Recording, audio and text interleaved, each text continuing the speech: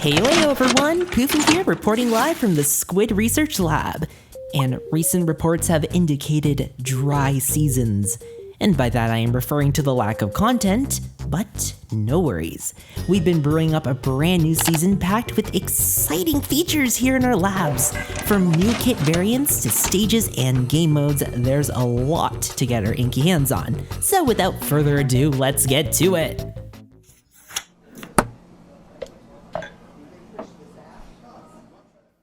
We're back in Splatsville. Let's take a visit to the lobby to see what's new. New additions to challenges are incoming. Hosted by Deep Cut themselves, a collection of extreme challenges are making their way to future rotations. Its raining hype makes for an intense turf war battle.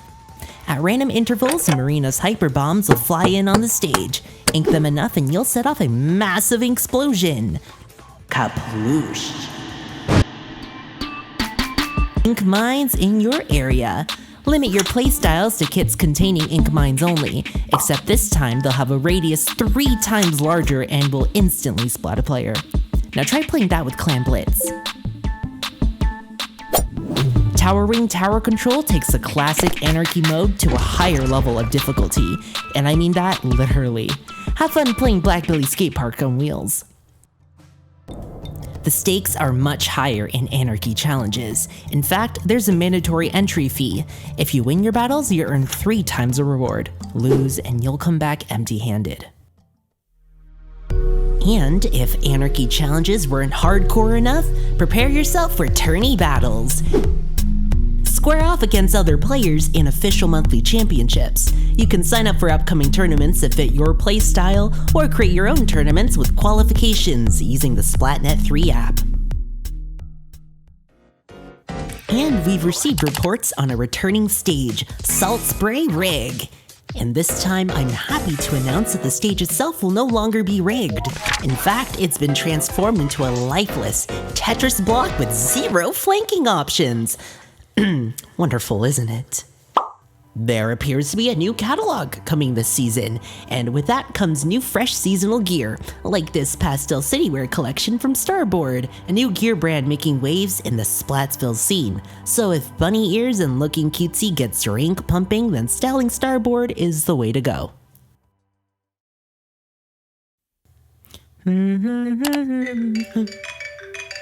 Huh? Oh, pardon me, that's a work call. Hello? Oh. Well, that's fantastic. Ooh, okay. Great news. Your Sea Cucumber phone is now available.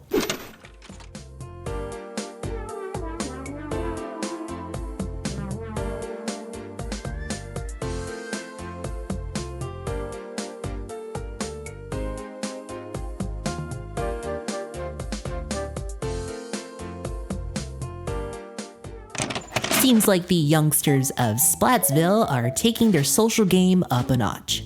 Let's break down some of the new features. Messages. Create or join channels with players in the same pool.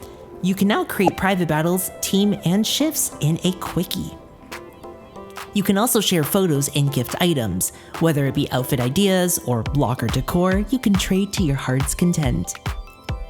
And if texting isn't your flow, voice messages are also an option. Take this wonderful interaction as an example. Sup? Any you up for a private battle? I need gear swap. Shut the up. This is #general. I'm using stick controls. What a shame. Good game.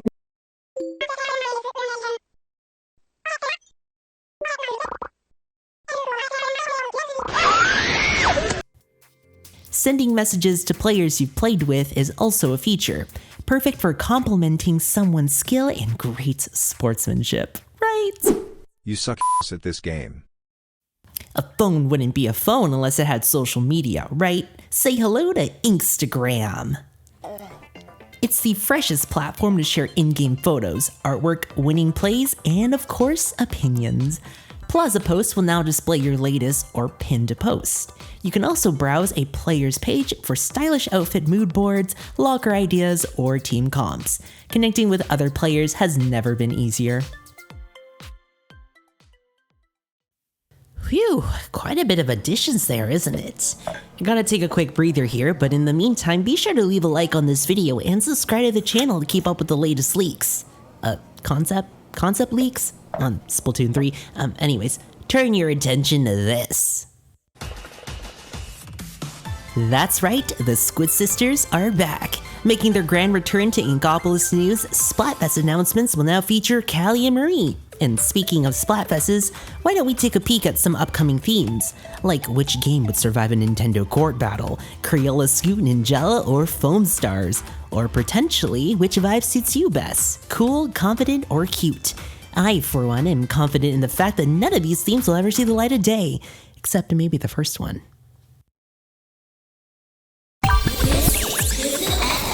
Now time to tune in on some beats. An additional 5 battle tracks are incoming this season. Meet D-Pop, a 5-member group with a specialty in electronic tunes. And Y2 Ink, a Eurobeat duo. Oh, and by the way, creating playlists are here. You can now select which tracks you want to play during battles, giving you free range and curating the perfect BGM. Though if you're feeling extra rhythmic, put your rhythm skills to the test with Squid Beats 3. You can access arcade games in the lobby on the second floor while you wait for battles. Next, we'll analyze the hottest trends amongst Splatsville's locals. Custom spawners. Expressing yourself doesn't just stop at lockers. In fact, turf war regulations have now allowed for spawner customization. Slap on snazzy stickers or badges you've accumulated. Modify your locker's color and style. Whether vintage, shabby, or cutesy speaks to you, there's a look for everyone. You can visit the locker room to view other players' spawners or to modify your very own.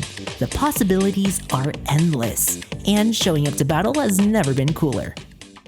And while we're on the topic of customization, face markings are now an available option. You can select up to 2 features like bioluminescent freckles, beauty marks, or face paint. But it doesn't just end there.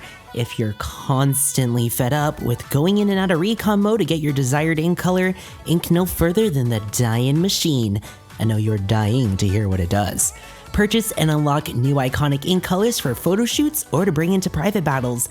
Depending on the ink combo, you might end up with a unique color highlight. Select whatever hue suits your outfit and show them off in the plaza whenever you post. Simply Splatastic. Next, let's analyze the new season weapons. Joining the slosher mix, it's the all-new Ink Fryer. Its special feature, frying the competition with 2 types of sloshing modes. The first one sends out baskets full of sizzling ink, which deals damage over time. While its second type requires a short charge, or fry in this instance, to launch out a stream of piping hot ink piercing right through enemies. The track it leaves behind still deals damage for a brief period. Clearly, you'll want to own this air fryer. Is this horrible for meta? Probably. I mean, it'll be a literal repeat of what the Boblobler did when it first released, but sure, a DOT weapon won't break the game at all. But in all seriousness though, the Ink Fryer would have an extremely low initial damage output, but multiple direct sloshes and you'll have stacking damage over time, so it works out. Anywho, the Ink Fryer is paired with Angle Shooter and Crab. Finish off opponents with a marker and pull out Crab when you need to go defensive. And on to our second new weapon type, it's the Splatana Spreader. Just like the title suggests, this artsy tool is sure to spread lots of ink. Just like butter on my bread. A charge slash sends out globs of ink which can repel oncoming fire. Wow. It's slow to start, but after a few consecutive slashes, you can send ink flying everywhere. The blade itself is almost twice the size of a regular wiper, meaning direct slashes can be done at a greater distance. If you charge up your slash with enough centrifugal force, you'll send a blob of ink that'll parry just about anything. Think of it like a umbrella shield that moves very quickly, but it's a blob of ink instead. That's not even an umbrella shield at that point. Anyways, it's thin, so it doesn't guarantee much protection or damage, but you can use it to your advantage when dealing with enemies outside of your blade's direct range. Once you have a closer ground to your opponent, then unleash direct hits. And of course, new kit variants.